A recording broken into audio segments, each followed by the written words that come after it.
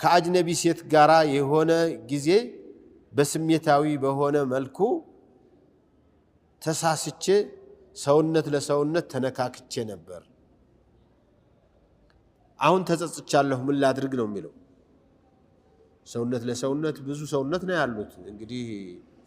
ነብዩ አለይሂ ሰላቱ ወሰለም ምን ያስቃቸዋል ነብዩ አለይሂ ሰላቱ ወሰለም አይኖች ዚና ይሰራሉ አሉ ጆሮዎች ዚና ይሰራሉ እጆች ዚና ይሰራሉ ሌሎችም አካሎች والفرج يصدق ذلك او يكذب ስለዚህ መሳሳም ሊሆን ይችላል ከዚህ አልፎ መተሻሸት ሊሆን ይችላል ሌሎችም የሰውነት አካል መነካካት ከዚህ አልፎ የግብረ ስጋ ግንኙነት ተነካካን ማለት ሊሆን ይችላል እንግዲህ በነፎ አዳማርኛ ይሆናል አላቅም እንደዚህ የሚባለው ተነካክተን ነበር ዝሙት ሰርቷል ብንል ዝሙት የሰራ ሰው ምን ማድረግ ነው ያለበት ብሎ መጠየቅ እኮ ይቀላል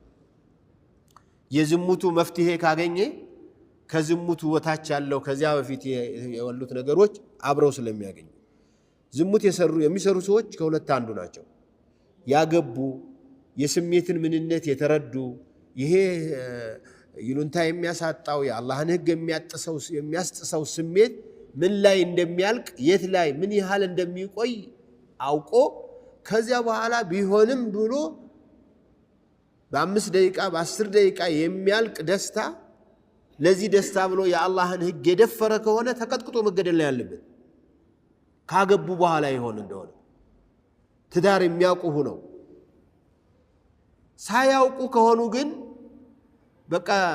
ወንድና ሴት መገናኘት ማለት በወጣቶች ዓለም የመጨረሻ የደስታ መጨረሻ አድርገው የሚቆጥሩት አሉና ያ ከሆነ ይገረፋሉ ወንድሜ ከነዚህ ከሁለቱ ህጎችም ተግባራዊ የማይደረግባቸው አገር ላይ ስለሆነ ይሄን ሁለቱንም ማድረግ አይቻልም መጥቶ እኔ ዝሙት አርጋለሁና ምን ታረጉኛላችሁ ቢል እስልምና ጉዳዮች ጋር መጥቶ ፈሙፍቲዎቹ ጋር መጥቶ ኢማሞቹ ጋር መጥቶ ምን ታረጉኛላችሁ ቢላቸው ምን ያረጉታል ምንም ሊደረግ ስለማይችል ታዲያ ይሄ ሰው ምን ይፈልግበታል استغفار ተውበት ማድረግ ያስፈልጋል ማልቀስ ያስፈልጋል ራሱን ማዘጋጀት ያስፈልጋል እኔ ሸሪዓው የሚተገበርበት ሀገር ላይ ሁኜ ቢሆን ኑሮ ህጉ ይተገበርብህ ቢባል ዝግጁ ነኝ ማለት ይሃል መውረድ መቻል አለበት በነገራችን ላይ የሚተገበርበት ሀገር ላይም ቢሆን መጥቶ መናገር ሸርጥ እንትን ጥሩ አይደለም ተገቢ አይደለም ነብዩ